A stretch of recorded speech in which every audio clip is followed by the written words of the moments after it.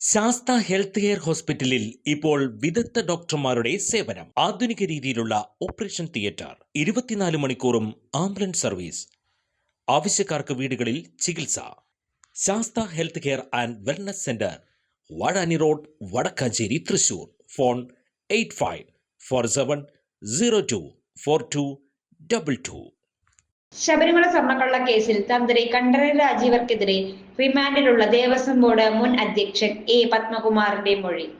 കേസിലെ ഒന്നാം പ്രതി ഉണ്ണികൃഷ്ണൻ പോറ്റിയെ അമ്പലത്തിലെത്തിച്ചതും തനിക്ക് പരിചയപ്പെടുത്തിയതും തന്ത്രിയാണെന്ന് പത്മകുമാർ SITക്ക് മൊഴി നൽകി.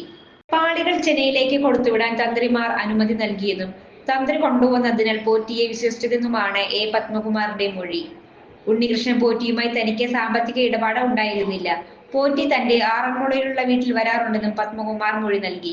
അതേസമയം സ്വർണ്ണപ്പാളികൾ പുറത്തേക്ക് കൊണ്ടുപോകാൻ അനുമതി നൽകിയിട്ടില്ലെന്നായിരുന്നു കണ്ഠരര് രാജീവർ മൊഴി നൽകിയത്. കഴിഞ്ഞ ദിവസമായിരുന്നു കണ്ഠരര് രാജീവര്, കണ്ഠരര് മോഹനര് എന്നിവരുടെ മൊഴി പ്രത്യേക അന്വേഷണ സംഘം രേഖപ്പെടുത്തിയത്. സ്വർണ്ണപ്പാളികൾ അറ്റകുറ്റപ്പണി നടത്താൻ മാത്രമാണ് അനുമതി നൽകിയത്. നടപടിക്രമങ്ങൾ പാലിച്ചായിരുന്നു അനുമതി നൽകിയത്. പുറത്തേക്ക് കൊണ്ടുപോകാൻ അനുമതി നൽകിയിട്ടില്ലെന്നുമാണ് വിശദീകരണം. പോറ്റിയെ ആദ്യം അറിയുന്നത് കീഴ്ശാന്തി എന്ന നിലയിലാണ്. സ്പോൺസർ എന്ന നിലയിൽ പരിചയം തുടർന്നെന്നും മൊഴിയിലുണ്ട്.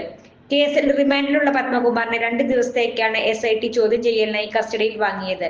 പത്മകുമാറിനെ ഇന്ന് കോടതിയിൽ ഹാജരാക്കും. കൂടുതൽ വാർത്തകൾക്ക് ഞങ്ങളുടെ ചാനൽ സബ്സ്ക്രൈബ് ചെയ്യുക. ഫേസ്ബുക്ക് ഫോളോ അപ്പ് ചെയ്യുക.